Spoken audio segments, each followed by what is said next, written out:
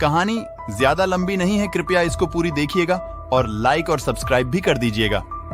Comment में बताइएगा कैसा लगा। एक बार की बात है, दिल्ली के व्यस्त शहर में सुरेश नाम का एक आदमी रहता था जो अविश्वसनीय रूप से भुलक्कड़ होने के लिए मशहूर था। वह अक्सर सबसे बुनियादी चीजें भूल जाता था, जैसे कि उसने अपनी चाबियां कहाँ रखी हैं, उसने नाश्ते में क्या खाया है, और यहां तक कि उसे अपनी बीबी का नाम तक भूल जाते थे। उसके दोस्त और परिवार वाले उसकी भूलने की आदत से परेशान हो जाते थे।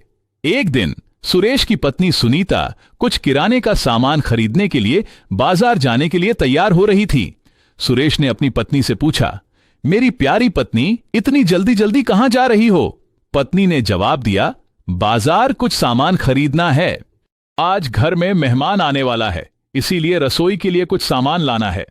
पत्नी की बात सुन सुरेश बोला, मेरी प्यारी, जब मैं यहां बैठा हूं तो तुम्हें तकलीफ उठाने की क्या जरूरत है? लाओ थैला, मैं सब कुछ ले आऊंगा। पत्नी बोला, रहने दो, आपसे नहीं हो पाएगा। आपको कुछ याद तो रहता नहीं, सब सामान कैसे लाओगे? लेकिन आज सुरेश ने जिद पकड़ लिया कि बाजार से सामान तो वहीं लाएगा। तुमने मुझे समझ क्या रखा है? मैं इतना भी भुल्लक्कड़ नहीं। तो पत्नी ने उसे एक सूची दी और कहा, सुरेश, कृपया इस बार मत भूलना, हमें इस सूची में लिखी हर चीज चाहिए। सुरेश ने आत्मविश्वास से सिर हिलाया और बाजार की ओर चल पड़ा। चलते चलते वह सूची में लिखी चीजों को अपने आप से दोहराता रहा ताकि वह भूल न जाए। 8 केजी चिकन, टमाटर, प्याज, मसाला, आटा, दही और मिठाई। उसने जल्दी से अपनी जेब से सूची निकाली और दुकान की ओर दौड़ा। उसने सब सामान बाजार से इकट्ठा किया और थैले में भरकर वापस जा रहा था। तभी उसकी मुलाकात उसके पुराने दोस्त राजेश से हुई। वे काफी समय से एक दूसरे से नहीं मिले थे, इसलिए उन्होंने पास के रेस्टोरेंट में बैठकर एक कप चाय पर बातचीत करने का फैसला किया।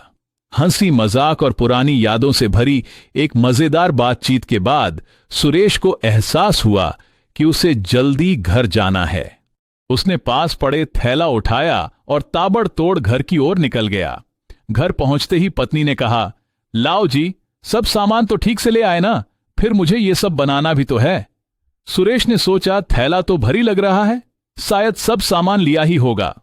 खुद पर गर्व महसूस कर उसने थैला पत्नी को पकड़ा दिया। सुनीता ने सामान की जांच शुरू की और अचानक जोर से हंस पड़ी।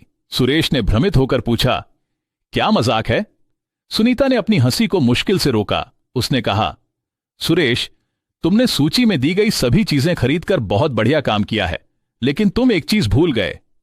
सुरेश ने हैरान होकर पूछा, मैं क्या भूल गया? सुनीता ने सूची को ऊपर उठाया और ऊपर की ओर इशारा किया। तुम किराने का सामान का थैला घर लाना भूल गए और बना बनाया स्वादिष्ट खाना लेकर आए हो। ऐसे में मुझे घर में कुछ बनाने की जरूरत भी नहीं है और रेस्टोरेंट की स्वादिष्ट खाना खाकर मेहमान भी खुश हो जाएगा। पत्नी खिलखिलाकर हंसने लगा।